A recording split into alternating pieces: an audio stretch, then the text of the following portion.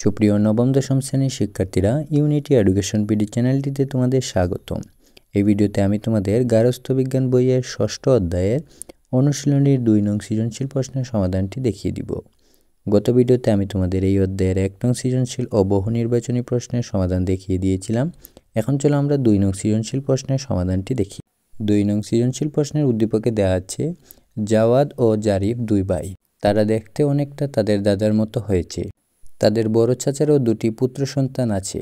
কিছুদিন আগে জাওয়াদের ছোট চাচার প্রথম পুত্র সন্তানের জন্ম হয়েছে। এ সংবাদ শুনে তাদের দাদি মর্মাহত হন। জাওয়াদের দাদা এ নিয়ে তাদের দাদিকে মন খারাপ করতে নিষেধ করলেন এবং আরও বললেন, সন্তান জন্মের ব্যাপারে মানুষের করণীয় কিছু নেই। ক নম্বর প্রশ্ন, মানব জীবকোষে নিউক্লিয়াসের কয়টি ক্রোমোজোম থাকে? এ প্রশ্নের উত্তর হবে, মানবদেহে জীবকোষে নিউক্লিয়াসে 23 জোড়া বা 46টি ক্রোমোজোম থাকে। তারপর খ নম্বর প্রশ্ন, শিশুর বিকাশ বলতে কী বোঝায়? এ প্রশ্নের উত্তরে আমরা লিখব, বিকাশ মূলত শিশুর গুণগত পরিবর্তন। শিশুর বিকাশ বলতে দৈহিক আকার আয়তন সহ আচরণ, দক্ষতা ও কর্মক্ষমতা পরিবর্তনকে বোঝায়। শিশুর মধ্যে এ পরিবর্তনের অভিজ্ঞতা ও পরিপক্কতার মাধ্যমে অর্জিত হয়। বিকাশ মৃত্যুর পর্যন্ত চলমান। তারপর তোমাদের গ নম্বর প্রশ্ন, জাওয়াদ ও জারিফ একই রকম দেখতে হওয়ার কারণ ব্যাখ্যা করো এবং দাদির মন্তব্যটি যথার্থতা বিশ্লেষণ করো।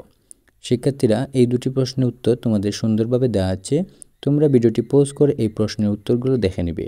আর ভিডিওটি ভালো লাগলে অবশ্যই চ্যানেলটি সাবস্ক্রাইব করতে ভুলবে না। আর যারা সাবস্ক্রাইব করেছো তাদের ধন্যবাদ।